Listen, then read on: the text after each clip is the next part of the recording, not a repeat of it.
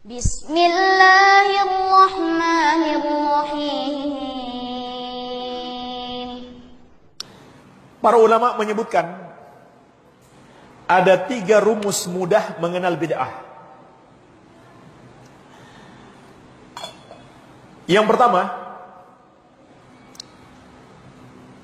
kita lihat apakah sesuatu itu dibutuhkan oleh Rasulullah sallallahu alaihi wasallam,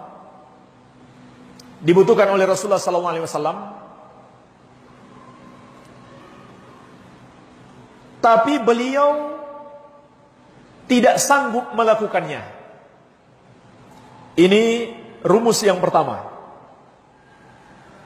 Sesuatu itu perkara baru dan dibutuhkan oleh Rasulullah sallallahu alaihi wasallam.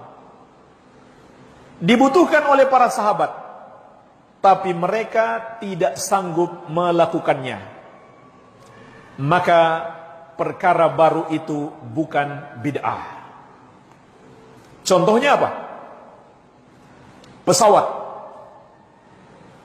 Butuh tidak di masa Nabi sallallahu alaihi wasallam untuk naik pesawat? Butuh atau tidak? Butuh. Mereka pergi berjihad, mereka pergi haji dan umrah. Mereka butuh, tapi mereka tidak sanggup untuk mengadakannya. Maka apabila hari ini kita sanggup mengadakannya, walaupun itu sesuatu yang baru, belum ada di zaman Nabi sallallahu alaihi wasallam, maka itu bukan bid'ah. Karena seandainya Nabi dan para sahabat mampu mengadakannya, tentu mereka akan mengadakannya. Karena membantu mereka. Dan agama ini dibangun di atas dasar kemudahan.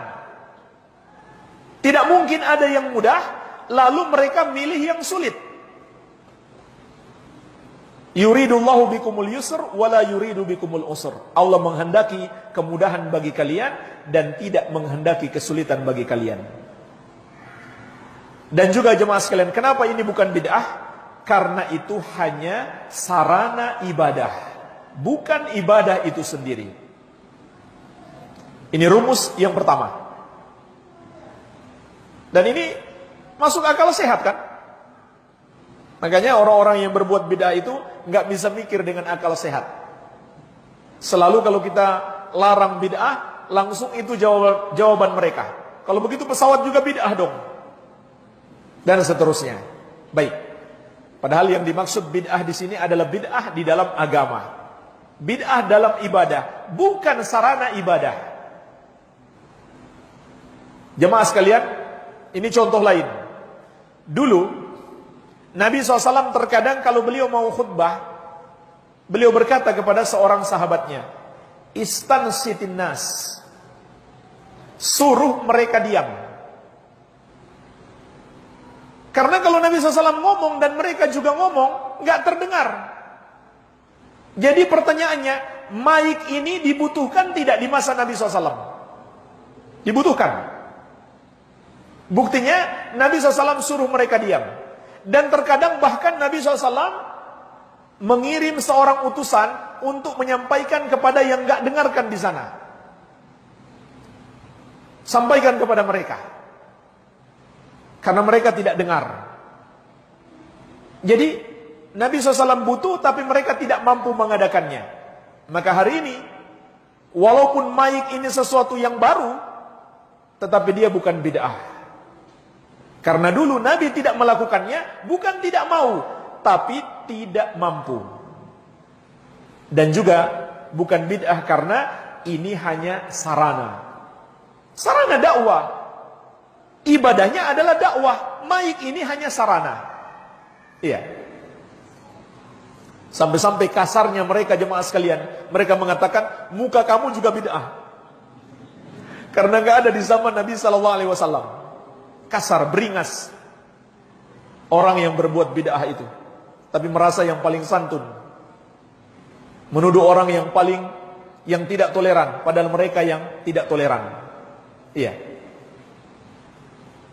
Ini rumus yang pertama. Rumus yang kedua, sesuatu itu mampu dilakukan oleh Nabi Sallallahu Alaihi Wasallam, tapi tidak dibutuhkan. Nah, ini kebalikannya. Mampu dilakukan di masa Nabi Sallallahu Alaihi Wasallam, tapi di zaman itu belum dibutuhkan. Nabi dan para sahabat belum membutuhkannya. Maka kalau hari ini kita lakukan, itu bukan bid'ah. Sesuatu yang baru hari ini. Di masa Nabi SAW, mereka mampu melakukannya, tapi tidak mereka lakukan. Bukan karena tidak mau, tapi karena belum dibutuhkan. Maka hari ini kita melakukannya, itu bukan bid'ah. Contohnya apa? Ada yang bisa berikan contoh? Masya Allah, barakallahu fikum. Contohnya mengumpulkan mushaf Al-Quran dalam satu mushaf.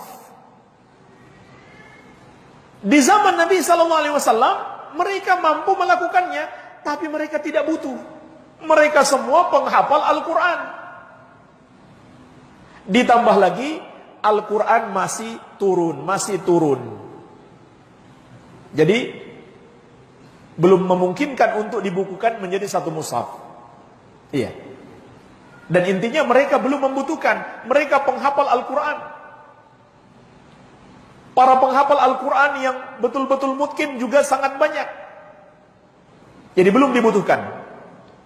Maka jemaah sekalian, ketika para penghafal Al-Quran sudah banyak wafat, Abu Bakar radhiyallahu anhu mulai memerintahkan untuk mengumpulkan Al-Quran menjadi satu mushaf.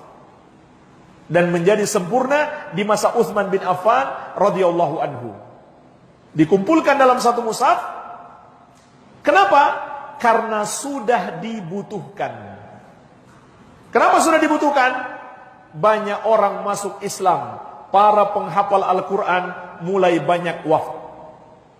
Jadi bayangkan, kalau hari ini tidak ada satu mushaf yang mengumpulkan seluruh isi Al-Quran. Kemana kita mencari? Sulit sekali. Untuk kita belajar, untuk kita menghafalkan dan membaca Al-Quran. Iya. Dan juga jemaah sekalian, kenapa ini bukan bid'ah? Karena para sahabat sepakat.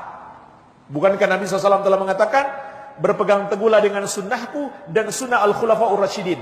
Dan Al-Khulafa'ur Rasyidin semuanya sepakat untuk mengumpulkan Al-Quran di dalam satu mushaf. Mereka memandang itu bukan bid'ah. Jadi ini rumus yang kedua. Sesuatu yang mampu dikerjakan Nabi SAW. Begitu pula para sahabat. Tapi mereka belum membutuhkannya, makanya mereka tidak lakukan. Kalau sekarang kita melakukannya, maka itu bukan bid'ah. Baik, ini yang kedua. Jadi ini cara mudah membedakan mana yang baru bid'ah, mana yang baru bukan bid'ah. Kemudian sekarang yang ketiga, rumus yang ketiga. Cara mudah mengenal bid'ah. Sesuatu yang dibutuhkan di masa Nabi SAW, dibutuhkan oleh kaum muslimin, dan Nabi SAW mampu melakukannya, tapi beliau tidak melakukannya, maka jemaah sekalian, inilah bid'ah. Dibutuhkan di masa Nabi SAW, dan beliau sanggup melakukannya, tapi beliau tidak melakukannya. Kenapa beliau tidak melakukannya? Karena itu bukan syariat beliau, karena itu bukan ajaran Allah. Maka kalau sekarang kita melakukannya, itulah namanya bid'ah. Contohnya apa jemaah sekalian? Perayaan Maulid Nabi Muhammad SAW. Perayaan Maulid itu mungkin akan membuat kita semakin cinta kepada Rasulullah SAW. Sekarang pertanyaannya, menjadikan umat Islam semakin cinta kepada Nabi SAW dibutuhkan oleh umat atau tidak? Butuh atau tidak? Butuh. Butuh di zaman Nabi, butuh di zaman kita. Karena para sahabat ada yang sudah lama, ada yang baru masuk Islam. Iya kan? Mereka juga butuh untuk dimotivasi agar semakin mencintai Nabi sallallahu alaihi wasallam. Sampai-sampai Umar radhiyallahu anhu pernah mengatakan, "Ya Rasulullah, engkau lebih aku cintai daripada seorang pun kecuali diriku sendiri." Artinya Umar masih lebih cinta dirinya sendiri daripada Nabi SAW. Maka beliau bersabda, "Tidak wahai Umar, engkau belum beriman sampai aku lebih kamu cintai daripada dirimu sendiri." Langsung Umar mengatakan, "Sekarang ya Rasulullah, engkau lebih aku cintai daripada diriku sendiri." Subhanallah, itu para sahabat langsung mengamalkan apa yang Nabi SAW perintahkan. Intinya, di zaman beliau pun masih tetap perlu umat dimotivasi untuk mencintai Nabi SAW. Dan beliau mampu melakukannya, tapi beliau tidak melakukannya, maka itulah bid'ah. Beliau mampu melakukannya, tapi beliau tidak melakukannya. Kenapa? Karena itu bukan syariat beliau. Dan jemaah sekalian, yang perlu kita pahami juga, semua yang diajarkan Nabi SAW kepada kita, itu bukan beliau buat-buat sendiri. Itu semuanya syariat Allah Azza wa Jalla. Wa ma yantiqu anil hawa in huwa illa wahyu yuha. Tidak ada satupun yang beliau sampaikan kepada kalian berasal dari hawa nafsunya. Tidak ada satu ajaran pun yang beliau ajarkan kepada kalian berasal dari hawa nafsunya, melainkan wahyu yang diwahyukan kepadanya. Jadi Nabi saja, Nabi yang mulia Nabi Muhammad SAW itu tidak membuat-buat sendiri, melainkan wahyu dari Allah. Kok ada orang yang bukan Nabi mengaku pula pengikut Nabi, cinta Nabi SAW, tapi dia merasa boleh, merasa berhak untuk membuat-buat sendiri cara beribadah atau beragama. Maka jemaah sekalian, ini semuanya menunjukkan batilnya perbuatan bid'ah. Baik, jadi ini 3 rumus untuk mudahnya kita mengenal bid'ah dan membedakan mana sesuatu yang baru itu bid'ah dan mana sesuatu yang baru tapi bukan bid'ah. Baik.